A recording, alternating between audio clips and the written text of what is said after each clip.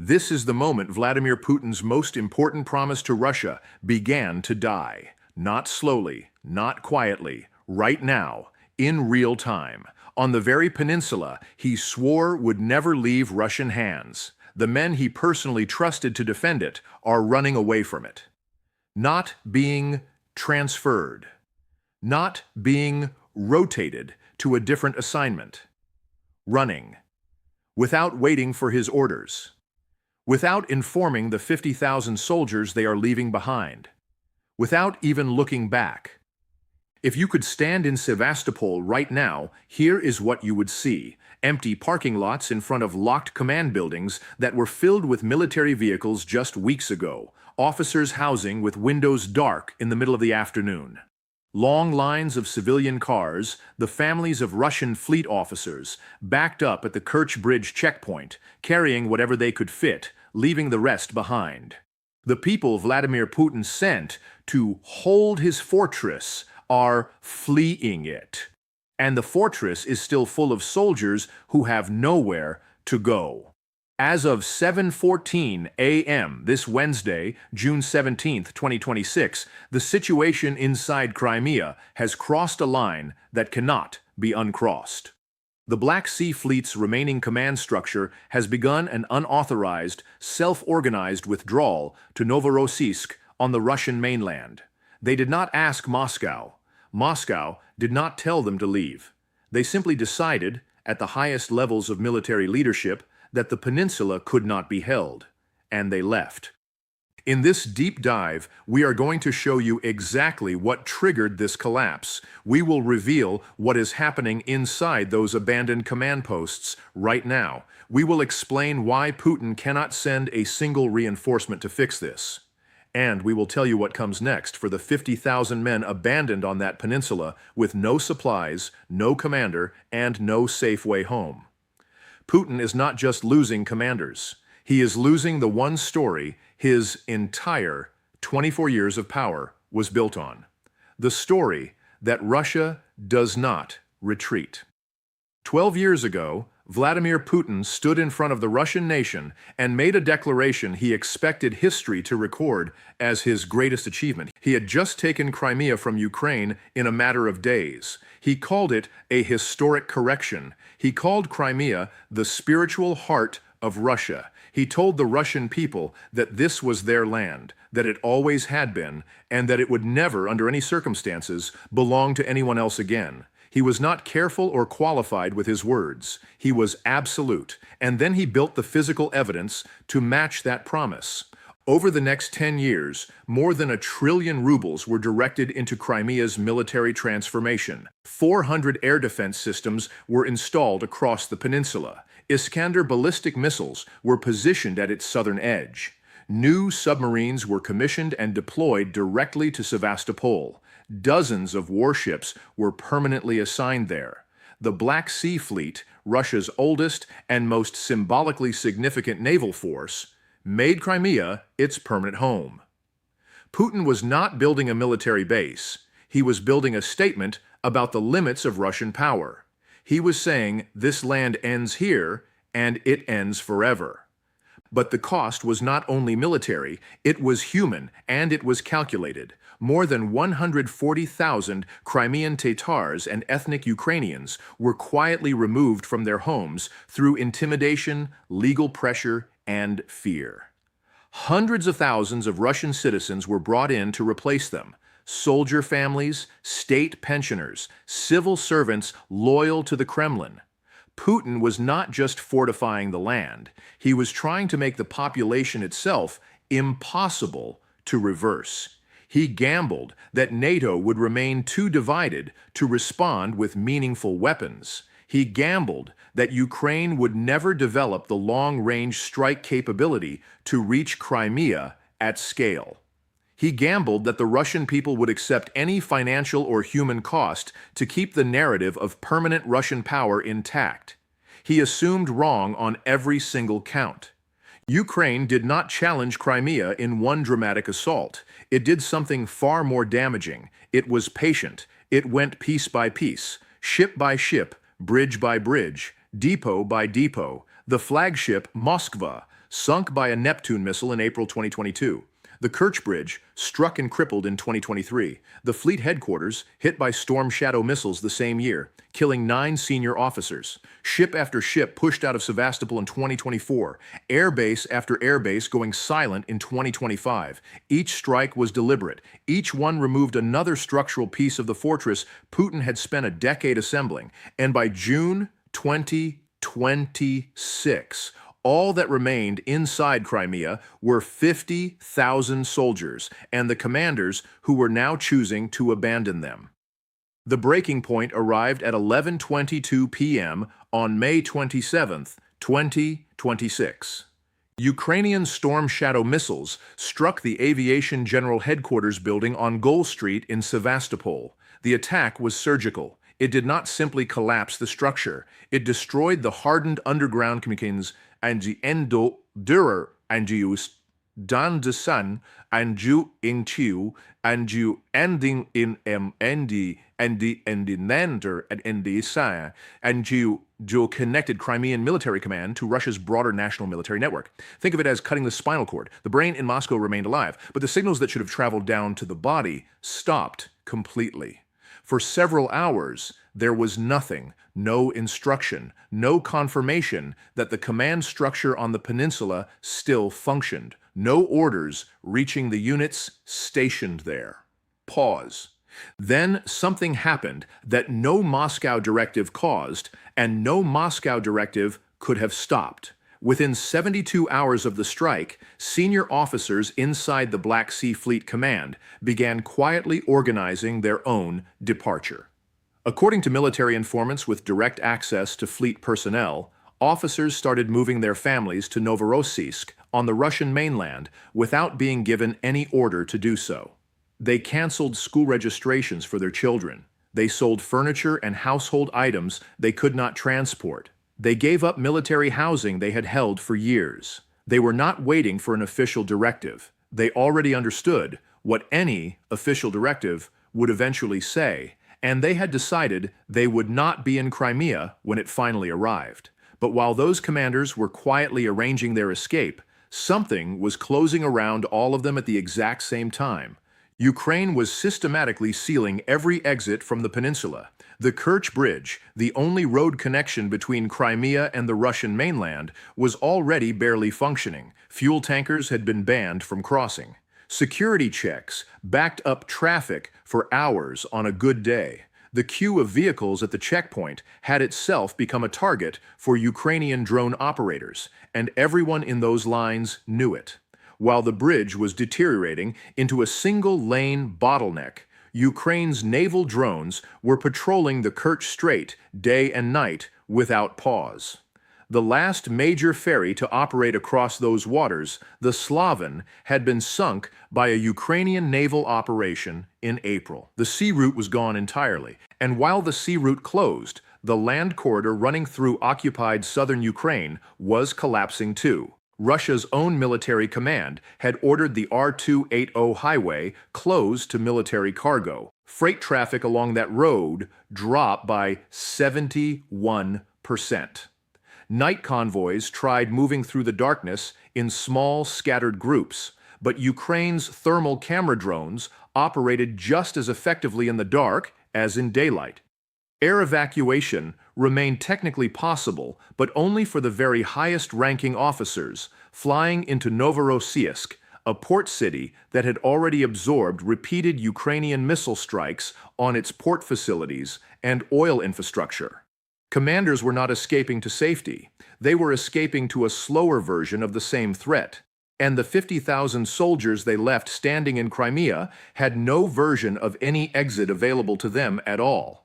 Those soldiers are still there right now. They wake up in a peninsula where the command structure above them has quietly dissolved. They receive orders from junior officers who were never trained to give them at this level. They watch the fuel stations run dry and the store shelves empty out.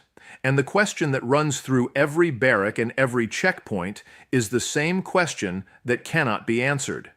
If the commanders left, what exactly are we still defending here?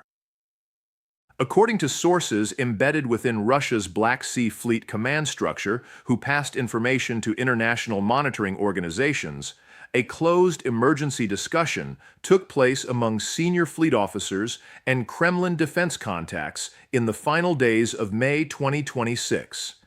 The subject of that conversation was not how to hold Crimea. That question had already been answered privately. The subject was how to manage the public appearance of what was about to unfold. One senior figure reportedly stated the following: "We cannot rebuild communications infrastructure while taking live fire. Every convoy we send in gets targeted before it reaches Sevastopol. Every week we stay in Crimea, we lose equipment and personnel that cannot be replaced anywhere." The response from Moscow contacts, according to those familiar with the exchange, was a directive to delay any visible movement for as long as operationally possible, maintain the appearance of normalcy, prevent footage of the departure from circulating. The calculation made by those officers was cold and direct. They looked at the fuel situation. Ukraine had struck Crimea's two largest fuel depots on June 7th, eliminating distribution across the Western Peninsula entirely. A digital coupon rationing system was activated within days, then canceled because there was no fuel remaining to distribute through it. They looked at the food picture. Sugar, flour, grain, salt, and pasta had disappeared from store shelves across occupied Crimea. Retail outlets were imposing per-customer purchase limits on basic goods. They looked at the command picture. Junior officers were being forced into real-time decisions about air defense coordination and coastal response that neither their rank nor their training had prepared them to handle. The conclusion was unanimous. Crimea had crossed from asset to liability, and they had already begun acting on that conclusion before any formal order came from above. While that decision was being made behind closed doors in Crimea and Moscow, Russia's own appointed governor of Sevastopol appeared on local television and said something that no Kremlin official was ever supposed to say aloud. He told residents, on camera, that fuel trucks could no longer enter the city. He told them waiting at petrol stations was pointless because there was nothing to pump. A Russian regional official, on public broadcast, confirming that the territory Putin declared eternal and untouchable in 2014 could no longer be supplied with basic resources in 2026. Now, the question that matters most: why can't Putin simply send reinforcements and correct this? Follow the logic, and it collapses immediately. By March 2026, Russia was not sending soldiers into Crimea. It was pulling soldiers out. The 810th Naval Infantry Brigade had been redeployed to the Kursk direction. The 55th and 120th Naval Infantry Divisions were sent to the Zaporizhzhia front as emergency reinforcements for the 29th Army Zone. Putin's most symbolically protected territory had been converted into a spare parts bin to compensate for casualties on other failing fronts. By June, the front-by-front picture made sending any help to Crimea a military impossibility. In the north, Kupiansk had been lost, and Russia was in a purely defensive posture. In the east, 60,000 soldiers had been stalled outside Ukraine's fortress belt for 6 consecutive months with no breakthrough. In the south, the 58th Army had absorbed more than 20,000 casualties, and the occupied corridor had narrowed to 40 kilometers. Not a single sector existed where Russia had available soldiers to spare. And even if soldiers were available, the logistics reality confronted them immediately. Between June 7th and June 11th, Ukraine struck 7 bridges and crossing points connecting Crimea to the mainland. No intact bridge remained. Russia deployed emergency pontoon crossings as temporary replacements. Ukraine struck those within days as well. Sending additional soldiers into a peninsula that cannot be resupplied does not strengthen the garrison. It increases the number of soldiers who will eventually be without food, fuel, orders, and any route to safety. The financial cost of this siege is not abstract, Every week that Crimea remains surrounded drains resources from Russia's broader war effort across every front simultaneously. Russia's war budget is now being stretched across four failing directions at once. The ruble has continued to weaken. Defense spending as a share of Russia's GDP has climbed past 7%, the highest level in the post-Soviet era, and the returns on that spending are visibly collapsing in Crimea for the entire world to observe. And at the industrial level, Ukraine's June 13th strike on the Crimean Titan chemical plant landed 23 confirmed hits. Production stopped immediately. Workers were evacuated. The plant was one of Eastern Europe's largest suppliers of titanium dioxide and the primary source of sulfuric acid used as a foundational input in Russian artillery shell production. The supply chain feeding Russia's ammunition capacity has been cut at its raw material source.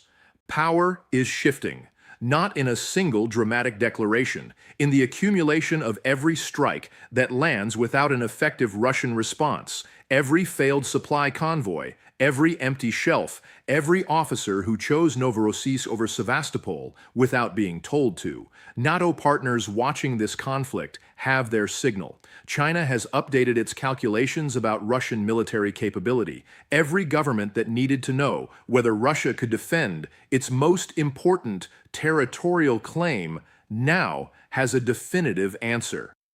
If the command structure inside Crimea continues to dissolve, the 50,000 soldiers remaining on the peninsula face a situation that no military training prepares anyone for. Their commanding officers are gone. Their supply lines are being destroyed week by week. Their escape routes are either eliminated or closing rapidly. Independent analysts warned in June 2026 that armed units deprived of supplies, leadership, and a credible exit have historically turned on the civilian population surrounding them. Crimea is not at that threshold yet. The trajectory points directly toward it. While that deterioration accelerates inside the peninsula, foreign governments are watching and quietly repositioning. Turkey is reconsidering the conditions under which Russian vessels continue to move through the Bosphorus. NATO, partners who were still debating the speed of additional weapons deliveries to Ukraine, have received their operational answer from the ground itself. Beijing is watching a nuclear-armed power fail to hold a piece of territory it militarized for an entire decade, and it is revising every assumption it held about Russian military capacity. And inside Russia, something is fracturing that no press conference can repair. The Russian public has not been told the Black Sea Fleet is no longer based in Sevastopol. They have not been told why basic goods have disappeared from Crimean stores. They have not been told why their own regional governor went on television to explain that fuel trucks cannot reach the city. The gap between the official story and the physical reality grows wider with every week. That gap produces its own kind of collapse. Not on a front line, but inside the relationship between a government and the people who trusted it for 24 years. Reports from within the Kremlin's own communications teams describe an environment of deep internal anxiety. Putin reportedly returns to the same question repeatedly in closed meetings: whether the peninsula can be held, whether the story can survive. Staff are not offering answers because there are no answers available that do not require admitting the fortress was always more narrative than structure. The generals who stayed silent while their colleagues left, and the officials who watched the governor's television confession and said nothing, are all making the same quiet calculation. They are deciding which side of this failure they want to be standing on when the accounting finally comes. When your own generals leave the fortress you built without waiting for your permission, a line has moved. It does not move back. The locked gates of Sevastopol's abandoned command buildings are not just empty structures. They are the physical evidence of a promise that was never built on anything solid. Putin told Russia that Crimea was eternal. that the fortress was untouchable, that no force on earth could push Russia backward from the Black Sea. And now his own generals have fled that fortress without informing him. His own governor is confessing the breakdown on camera, and 50,000 soldiers sit on the peninsula with no fuel, no food, no functioning command structure, and no reliable exit. You can control state television. You cannot control empty petrol stations. You can manage the official narrative for years. You cannot manage the fact that every bridge connecting Crimea to Russia is destroyed or under active threat. You can build a political story for a decade, but when your generals abandon the fortress without waiting for your order, reality has already delivered its verdict. No statement reverses it. So where does this end? Putin cannot announce a withdrawal from Crimea. The territory was written into the Russian constitution in 2022 as permanently Russian. Acknowledging military failure, there is not a battlefield setback. It is the implosion of the political identity he has built across his entire career. He will not acknowledge it publicly. Instead, expect the Kremlin to reframe the command movement as a planned strategic adjustment. Expect emergency speeches about protecting Russian citizens on the peninsula, written for the domestic audience rather than the military situation. Expect escalated missile strikes into Ukrainian cities as a distraction from what is deteriorating in Crimea. And expect the nuclear rhetoric to grow louder in the coming weeks, not because the intention to use those weapons is real, but because it is the last instrument that still produces fear in anyone watching. None of it will change what has already happened. The commanders are gone. The myth is broken. The invincible fortress is an outpost. And 50,000 soldiers are living proof that when the moment of real decision arrived, they were left behind without a word. Subscribe. We are tracking the Kerch Bridge situation every single day. The moment the next major strike hits that crossing, we will be here breaking down exactly what it means for the men still inside Crimea. This story is not finished. It is accelerating. Watch closely.